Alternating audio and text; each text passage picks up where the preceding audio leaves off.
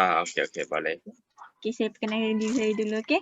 Okey, nama saya Nurhana. Saya daripada Universiti Islam Antarabangsa. Saya ambil kos Bahasa Melayu, Komunikasi Bahasa Melayu Antarabangsa. Saya agama Islam, saya berbangsa Melayu. Dan video ni bertujuan untuk kita berkongsi mengenai adat atau etika daripada pandangan agama Buddha dan agama Islam. Okey, siap. Okey, nama saya Syahbunian. Saya pelajar di IPG Campus Temenggong Ibrahim. Saya mengambil kos matematik. Saya bangsa Cina agama Buddha. Okey. Boleh tak Sia berkongsikan apa pandangan agama Buddha tentang adab dan etika atau etika? Boleh. Saya di sini saya ringkaskan ajaran agama Buddha. Di ajaran agama Buddha terdapat 5 dengan 8. Hanya perlu ingat 5 dengan 8. 5 larangan dan 8 jalan yang betul. 5 larangan yang dalam Buddha termasuklah kita tidak boleh membunuh. Kita tidak boleh mengancamkan nyawa orang lain, mencuri, tidak boleh berzina dan berbohong. Yang last, kita tidak boleh meminum arak dan mengambil darah sebab kedua-dua benda ini akan mengungkutkan ingatan kita. Dan seterusnya, dalam prinsip ajaran Buddha terdapat 8 jalan yang betul. Pertama, pandangan yang betul. Kita tidak boleh, ini boleh mengelakkan kita memilihkan salah jalan. Contohnya, jika kita nak buat sesuatu, kita perlu fikirkan benda itu ialah yang salah ke betul. Maksudnya, sebelum kita ambil data, kita boleh mempunyai pandangan yang betul tentang kesannya. Okay? Maksudnya lah, yang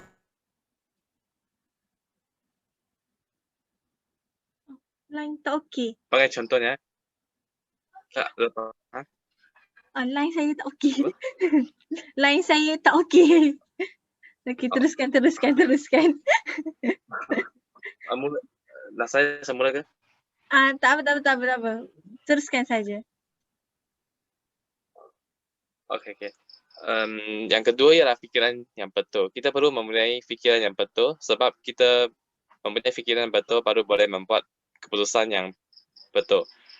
Sebagai contohnya, seperti kita lepasan SPM, kita perlu membuat keputusan ke universiti, sama ada ke STPM, sama ada ke matriks eksplorasi. Ini amat penting lah dalam kehidupan kita. Ini maksudnya. Okay, yang ketiga, kita perlu mengamalkan ucapan yang betul. Iaitu kita perlu bersopan santun semasa berkomunikasi dan membawa kegembiraan kepada orang lain, bukannya kebencian. Contohnya lah, kita cakap 5 ayat. Kalau 5 ayat dalam terdapat 10 perkataan bahasa kotor, takkan orang akan suka kan? Ya. Okay. Yang keempat, kita perlu melakukan perbuatan yang betul. Seperti membantu orang lain, apa benda yang boleh dijadikan teladan kepada orang lain lah.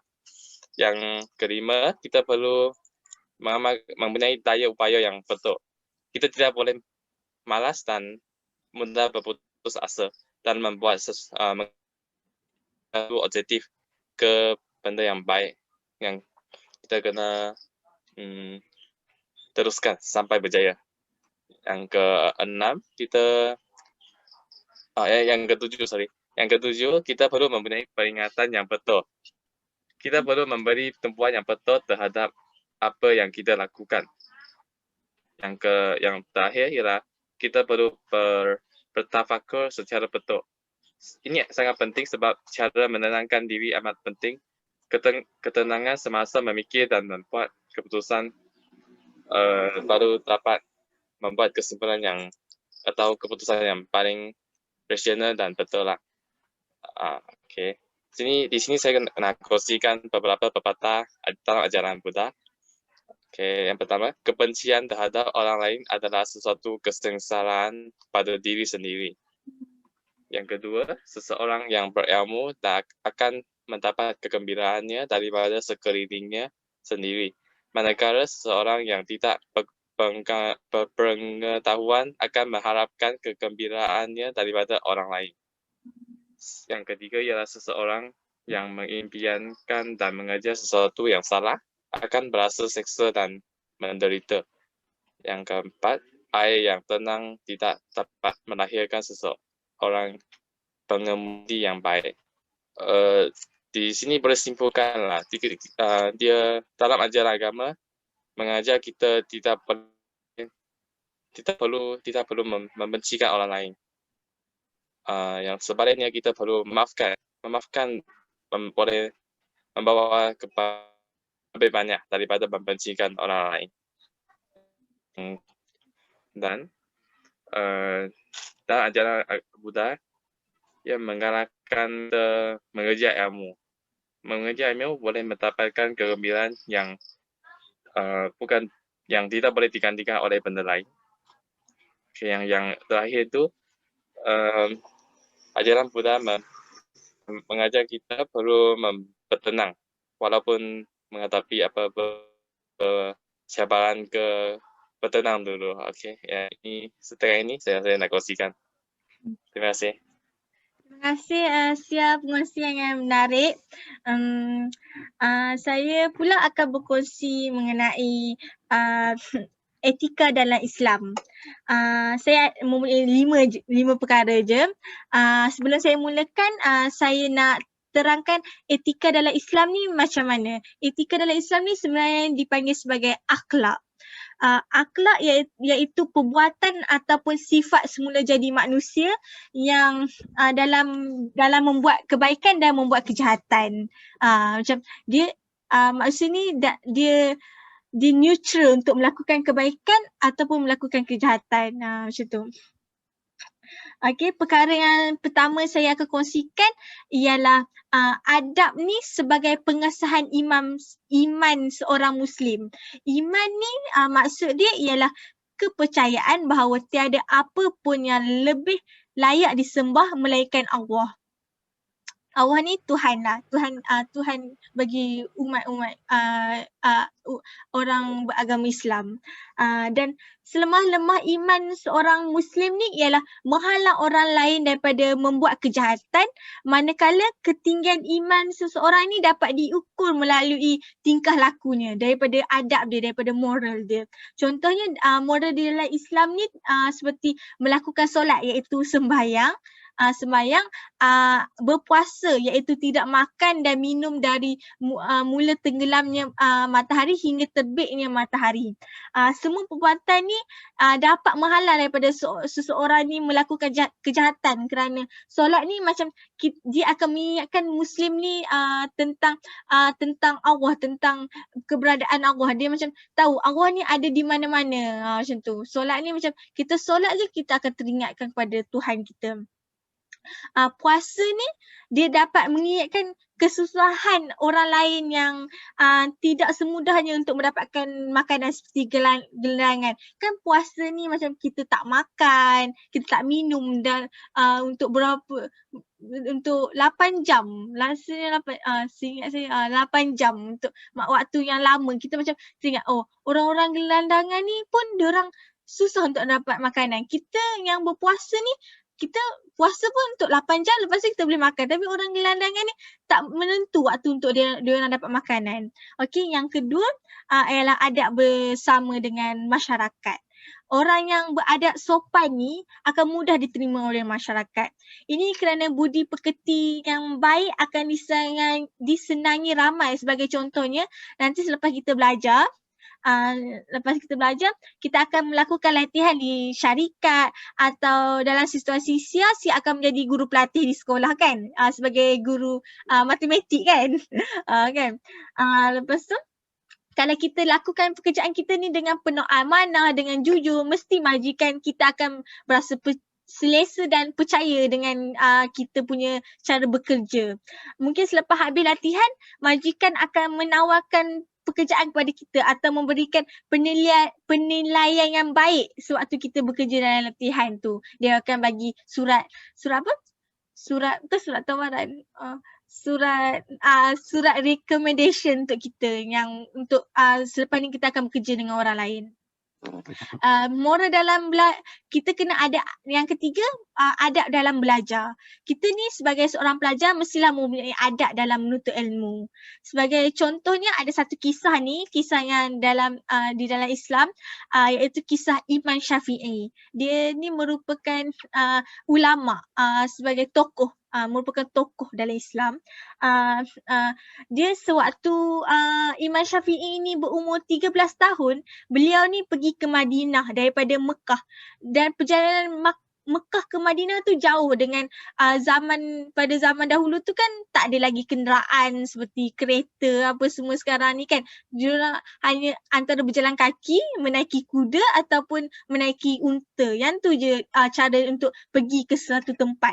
Dan perjalanan ni sangat jauh, tapi beliau tidak berputus asa dan berusaha juga untuk pergi menuntut ilmu tu, sebab dia menghargai, dia ingin mencari ilmu untuk untuk belajar lah, untuk dia belajar. Jadi kita sebagai pelajar pada zaman moden ini, sebolehnya janganlah berputus asa walaupun kita berada keadaan yang tidak selesa belajar dengan situasi sekarang, dengan keadaan internet yang kadang terhad, dengan keadaan kawasan perumahan yang kadang-kadang diganggu kan, macam tu. Kita perlulah bertabah dengan situasi ini, sebab sebenarnya kita lebih mudah daripada orang-orang zaman dulu untuk menuntut ilmu. Dan yang keempat ialah adab dalam memberi keadilan. Keadilan ni dalam bahasa umum dia ialah memberikan sesuatu perkara dengan sama rata. Tapi dalam Islam maksud dia ialah meletakkan sesuatu perkara di tempat yang betul.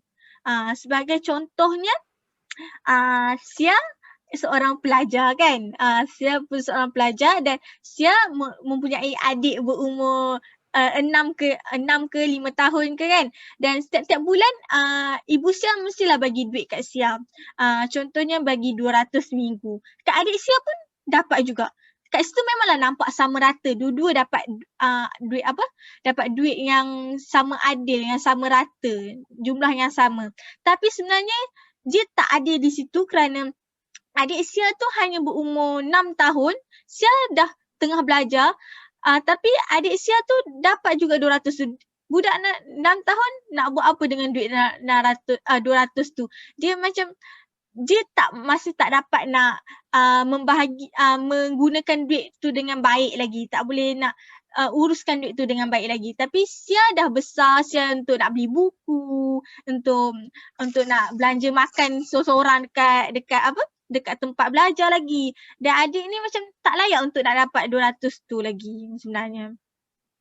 Oleh sebab itulah patutnya adik Sia tu hanya perlu dapat macam RM1, RM2 ke RM10 ke seminggu dah cukup lah untuk beli jajan je, macam tu je. Sia tu okey lah dapat 200 kan, itu meletakkan satu perkara di tempat yang betul. Okey, yang kelima dan yang terakhir, adab bersama ibu bapa. Kita sebagai seorang anak perlulah menjaga tingkah laku dan percakapan dengan ibu bapa. Sebagai contohnya terdapat satu ayat Quran ni, dan ni terjemahan dia, dan Tuhanmu telah perintahkan supaya engkau tidak menyembah melainkan kepadanya semata-mata, dan hendaklah engkau berbuat baik kepada ibu bapa. Jika salah seorang dari keduanya atau kedua-duanya sekali sampai kepada umur tua dalam jagaan dan peliharaanmu, maka janganlah engkau berkata kepada mereka sebarang perkataan kasar sekalipun perkataan dan janganlah engkau menengking menyerekah mereka, tapi katakanlah kepada mereka perkataan yang mulia yang bersopan santun. Seperti terjemahan ayat Al-Quran ni, umat Islam seharusnya menghormati ibu bapa mereka, sehingga kan mengeluh pun dilarang di dalam dilarang dalam Islam. Kita nak macam mengeluh pun tak boleh, apatah lagi nak tinggi-tinggikan suara, nak kuatkan suara kepada ibu bapa, nak menindakkan apa arahan mereka pun kita tak boleh juga kan. Sedangkan mengeluh pun tak boleh kan. Itu je perkongsian saya. Terima kasih. Terima kasih Abang Sia. Terima kasih Sia kerana meluangkan masa. Okey, sama, tapi saya dapat pengetahuan yang banyak. Tak apa. Terima kasih Sia. Oke, saya leave ya. Oke. Okay. Assalamualaikum, and to conclude my video, I will state the 5 dakwah street technique that I use in the video. First, we start with a ta'aruf. We exchange our name, our university, our religion, and our race to each other. And number 2, I told him about Islamic story, that's Islamic story and Al-Quranic ayah. And number 3, I give explanation about Arabic terms to him. Also, number 4, I give an example that related to him and to myself as well as a student. And number 5, I using a simple verse to explain about my point. That's all. Thank you for watching my video.